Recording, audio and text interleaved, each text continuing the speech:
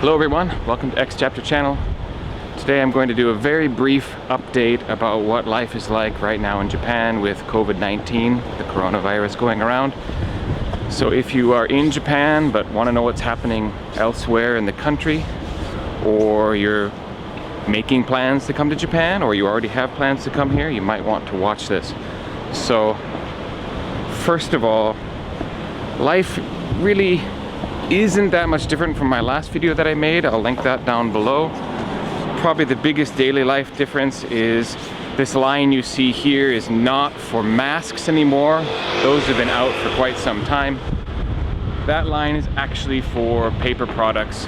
And this has been going around in other parts of the world too, because it's been news in the US, for example, Costco selling out of toilet paper and that kind of thing. And Japan is no exception. It actually kind of makes sense in a disaster in Japan that toilet paper would become a thing, because Japan is an earthquake-prone country, and a large portion of the production of toilet paper in Japan comes from the coast of Shizuoka Prefecture. So if a big earthquake did hit Tokyo, it could possibly disrupt supplies of TP. But for the coronavirus, I don't really see what the issue is. It's more like some people started buying it, and so everyone started buying it. The being prepared for disasters in Japan is a genuine thing. I did a disaster preparedness video about a year ago,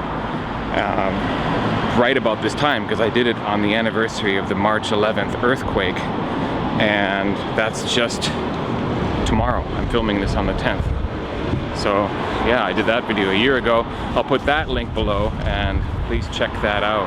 If you're a tourist here or you live here, it's a good video to watch, just to think about being prepared for the worst. Now, as I said, this is March 10th, and I was actually in Tokyo twice at the last week of February. I was in Ginza on the 26th, and I was in Shibuya on the 28th. And just an update of how things are there.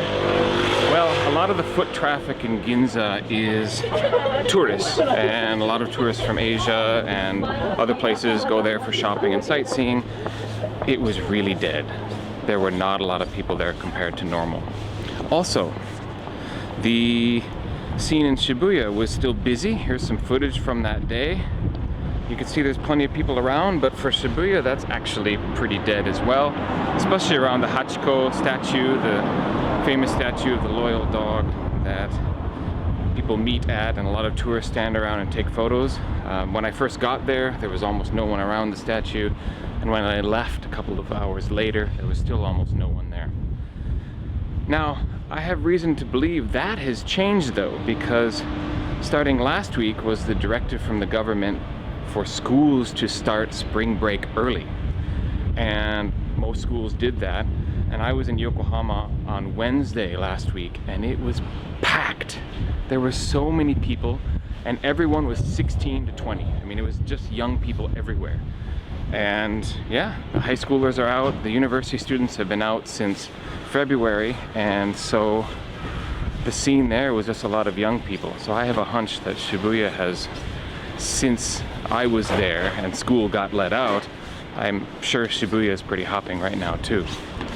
So I guess the bottom line there is, if you're coming here as a tourist, the usual tourist haunts are probably going to be pretty empty, which could be nice for you. But the place where people do a lot of shopping and a lot of young people like to go will probably still be very crowded.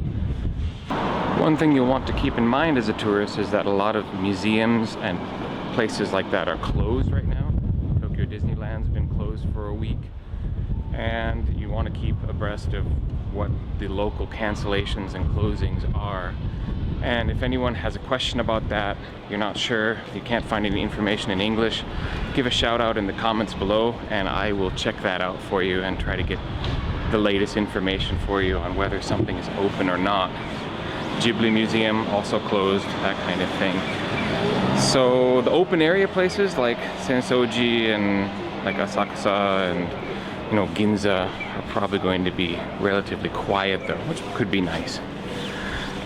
And you'll probably feel like you have restaurants to yourself as well, because Japanese people are also not going out quite as much. The final thing I feel that needs to be said is daily life is still moving along here. It's still pretty normal. You can totally travel the country and feel pretty safe and not feel like you're going to be in any danger of getting sick. That being said, at this point, your travel plans might be in the greatest danger because flights are being canceled, flights are being moved, countries are putting travel bans into effect. I have a friend who had her return ticket from Thailand changed and she hadn't gone yet. And so she just canceled the whole trip because, you know, okay, she could go, but how would she get back? And in general, there's going to be a lot more checkpoints and this, that, and the other thing at the airports to hassle you as you go through. A lot more questions and, you know, checks of your health and temperature and that sort of thing. So be ready for that. But if you've already got the plans in motion, come enjoy Japan. If you are making your plans, you might want to push things off for a few months just to see how things shake out and be sure your travel plans are actually going to go through and the airlines aren't going to cancel on you or anything like that. So if you have any specific questions, let me know in the comments below. Thank you for watching. Please check for my other videos and I'll catch you on the next one.